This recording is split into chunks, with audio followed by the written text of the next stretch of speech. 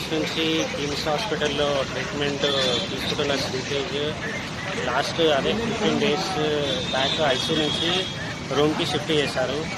అతనికి ఇన్ఫెక్షన్స్ అనేది ఏమీ లేకుండా కొంచెం స్టేబుల్గా ఉన్నాడు. ఇప్పుడు 2 వీక్స్ నుంచి కూడా కొంచెం రూమ్లో స్టేబుల్గా ఉన్నాడు. డాక్టర్స్ ఇప్పుడు రిహాబిలిటేషన్కి ప్లాన్ చేసి రిహాబిలిటేషన్కి వెళ్తే బెస్ట్. ఇప్పుడు స్టేబుల్ ఉన్నప్పుడే రిహాబ్కి వెళ్ళి ట్రీట్మెంట్ అనేది కంటిన్యూ చేసిన తర్వాత మీరు ఇంటికి తీసుకెళ్ళొచ్చు అని చెప్పారు. అంటే ఇప్పుడు అందరు మనుషులను గుర్తుపడుతున్నారా? ఎట్లా ఉన్నది కండిషన్, ఎట్లా ఉంది అని చెప్తున్నారు. గుర్తుపడుతున్నాడా? మీరు రోజు చూస్తున్నారు కదా. బ్రెయిన్ కండిషన్ అయితే ఇంకా ఏం లేదు, ఖాళీ చూడడం చేస్తున్నాడు తప్ప గుర్తుపట్టడం అలా ఏం లేదు. ఫుడ్ కూడా కొంచెం మోరల్గా 15 డేస్ నుంచి కొంచెం మోరల్గా ఫీడ్ కూడా తీసుకుంటున్నాడు కొంచెం లైట్గా. అంటే డాక్టర్లు ఏం సజెషన్ చేస్తున్నారు సార్?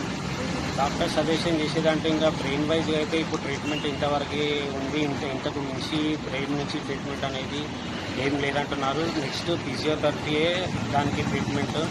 రిహాబిలిటేషన్లో ఫిజియో అవి చేయాలని చెప్పారు. అంటే కంప్లీట్గా బెడ్ రెస్ట్లో ఉంటుండా లేకుంటే లేచి నడిచే అవకాశం? కంప్లీట్ బెడ్ రెస్టే ఉన్నాడు. బెడ్ రెస్ట్ అంటే ఫుడ్ తీసుకోవడము, మందులు తీసుకోవడము మీరే ఇవ్వాలా? తనకు తాను తీసుకునే అవకాశం ఏమైనా ఉన్నదా? నోట్ నుంచి ఏమీ లేదు. ఇంతకుముందు నోస్ ఫీడ్ ఉండే, నోస్ నుంచి ఫీడ్ ఇచ్చారు. ఇప్పుడు గ్యాస్ట్రో స్ట్రిప్ చేసి కడుపుకి పైప్ పెట్టి అక్కడి నుంచి ఫీడ్ కానీ మెడిసిన్స్ కానీ అక్కడి నుంచి ఇస్తున్నారు.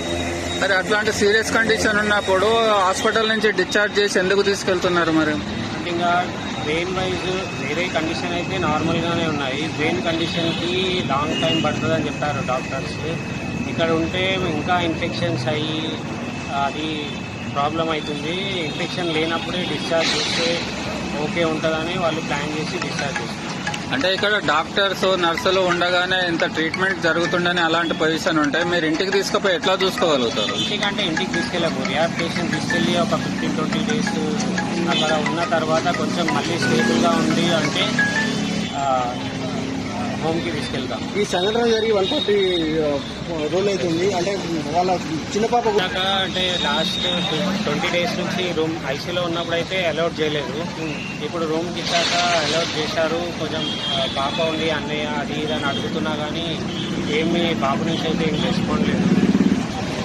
మీకు గవర్నమెంట్ అభయం ఇచ్చింది కదా, మేమే ఖర్చు పెట్టుకుంటాం అని. ఇప్పుడు గవర్నమెంటే పెడుతారా, మీరు సొంతంగా ఖర్చు పెట్టుకుంటారా? సెకండ్ డే నుంచి ఫస్ట్ డే నుంచి అయితే మాకు సపోర్ట్ ఫిలిం ఇండస్ట్రీ నుంచి అదే పుష్ప టీం నుంచి వాళ్ళు సపోర్ట్ చేశారు.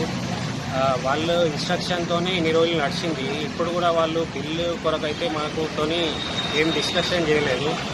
మీకు డిశ్చార్జ్ అనగానే వాళ్ళు ఓకే అన్నారు. వేరే ఏం అడగలేదు వాళ్ళు. ఇప్పుడు మీరు ఫైనల్గా ఏం చెప్పాల్సుకున్నారు? అంటే బాబు డిశ్చార్జ్ అవుతారు కదా ఈరోజు. డిశ్చార్జ్ తర్వాత ఎవరు పెట్టుకుంటారు ఖర్చు? వాళ్ళే పెట్టుకుంటా అన్నారా, గవర్నమెంట్ పెడతా అన్నారా, ఎట్లా?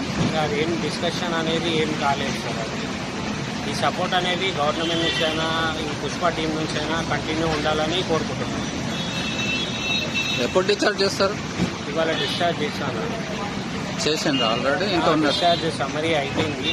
ఇప్పుడే వాళ్ళు మెడిసిన్స్ అవన్నీ ఎట్లా యూజ్ చేయాలి అవన్నీ చెప్పారు. ఇవాళ 9:30 డిశ్చార్జ్ చేస్తారు. ఎక్కడ రిహాబ్ సెంటర్ ఎక్కడ కొంచెం తీసుకెళ్తారు? ఇక్కడ Asian Secunderabad. Asian Secunderabad. Asian transplant.